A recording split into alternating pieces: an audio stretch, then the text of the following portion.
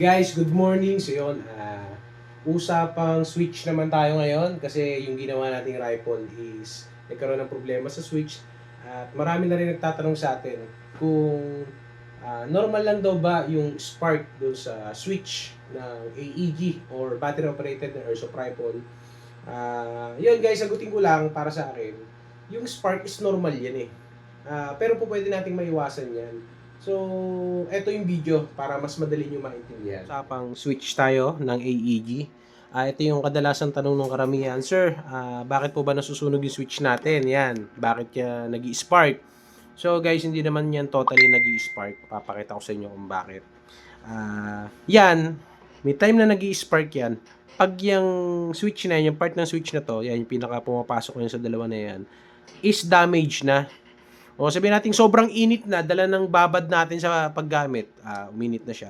Nalusaw or nagkaroon ng hindi makinis na parts, yan, dyan. Doon lang yung nagkakaroon ng spark. Then, paano ba? Kung naka-semi mode kayo, naka-semi yung switch nyo, hanggat maaari guys, ang pagkalabit nyo ng trigger is sasagarin nyo. Iwasan nyo yung pakalalahati, yung pag ganun-ganun. Kasi minsan, doon niya nagpo-produce ng spark sa hindi maayos na contact. Let's say ganito, papakita ko sa inyo. Magde-demo ako gamit ng screwdriver. Ayan. Ayan. Focus tayo sa switch. Yan yung mabuti Pag binibigla natin, yan. Wala kayong makikitang spark. Pero pag dinahan-dahan natin, pitik-pitik. Yun o. Yung, kumbaga nagkakaroon siya ng contact, then bumibitaw. Yan. Yun o. Doon lang siya nag-i-spark. Yun o. Yan. Yan nga, wala. Dandanin natin. Yun o. Nagkakaroon siya ng spark na minimal doon sa loob. Makikita nyo. Yun o. Pero pag yan binibigla natin, yun.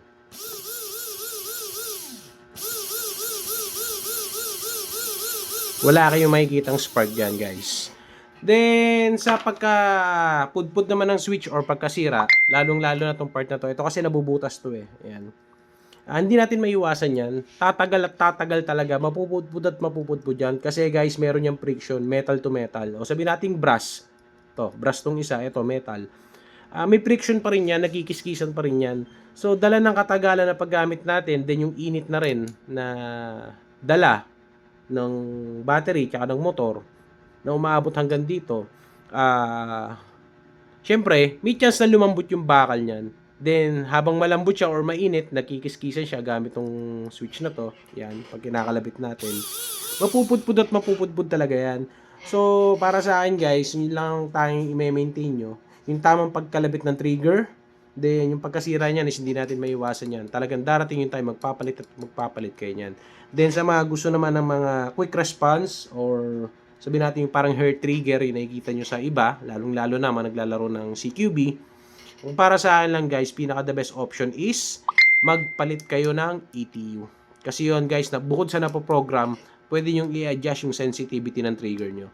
So yun lang guys, maraming salamat. Sa mga nagtatanong, ito na yung sagot. So sana kahit papano nakatulong. Ito naman base lang sa experience ko na opinion ko lang din naman to. Siguro yung iba may ibang paliwanag para dito. Pero yun lang guys is para sa mga nagtatanong sa akin. So yun lang po, maraming salamat. Example, ito yung switch ng may MOSFET. Yan, kita nyo. May kita nyo guys yung part na yan, yung sinasabi ko na nabubutas. Yan, nagkakaroon na ng damage. Kahit may MOSFET man yan o wala, mabubutas at mabubutas talaga yan. Yun nga lang, sa may MOSFET is mas tumatagal pa siya kasi pag may MOSFET, alam ko is consistent yung flow ng kuryente niya. So hindi siya pa bago-bago, lalong-lalo na pag ang battery natin is mga 12 volts na, lalo yung pag full charge. Yun.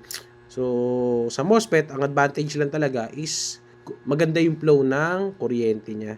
So consistent siya. Ayan. Pero kita nyo guys, magkaka-damage at magkaka-damage pa rin talaga yan.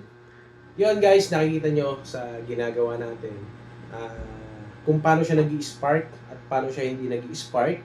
Then, paano rin natin maiiwasan yung mabilis na pagkasira ng switch or pagkapudpod, pagkasunog yan. O sabihin natin mas mapadali yung buhay. So, yun lang ang tanging gagawin nyo guys para mas mapahaba natin ang buhay ng switch ng mga AEG natin. Wag lang tayong abuso sa paggamit.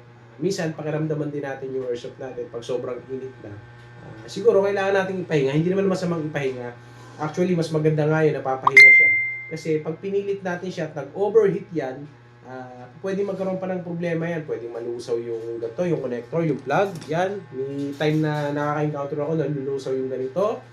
Then wire, sobrang init, lumalambot, lalong-lalo sa mga mas mumurahing brand ng airsoft rifle na battery operated. Yan, naka-encounter ako dyan na nalulusaw yung wire, nagdidikit, nag-grounded, hanggang sa umusok na lang. Then, may time din na nakaka-encounter ako na nag-upgrade ng motor, gagamit ng mga high torque motor or high speed. Then, nagugulat sila, sobrang init, hindi nila namamalayan, nagkakaroon na ng problema sa loob, nalulusaw na yung wire. So yan guys, yun yung mga lagi nating obserbahan sa unit natin. Walang ibang makakaalam ng problema ng airsoft natin, kundi tayo lang. Kumbaga, ang ibig ko sabihin is, nasa sa atin guys kung paano natin iingatan yung mga airsoft natin. So, ilang, paalala ko lang, tamang paggamit. So, bago natin gamitin, alamin natin yung kapasidad or kung hanggang saan o yung limit ng airsoft natin para maiwasan natin yung malalang pagkasira or yung mga malalang problema. So, wala namang masama kung may budget ka, magpa-upgrade ka para mas mapatibay. Pero guys, kahit upgraded ang unit natin, tandaan nyo, masisira yan kapag hindi tama ang paggamit natin. So, yun lang po. Ulit, maraming salamat. So, tapusin na natin yung video. Sana nakatulong kahit paano yung opinion ko dun sa switch, sa pagkasunod ng switch. Yun lang kasi yung nakita ko, base sa observation ko, sa dami ng na-disassemble ko na airsoft, then yung iba rin na nagkakaproblema sa switch, yun lang yung observation at opinion ko sa kanya. So, hindi pa naman tayo ganun kagaling, lalong-lalo sa electrical, kaya siguro, pwede lang natin gawing reference yung mga nakikita ko sa kanya. So, yun lang guys, ulit, maraming salamat po sa mga gusto pa magpa-repair, magpa-upgrade. Message lang sa page na Cavite Airsoft Zone. So, yun lang po ulit. Maraming salamat.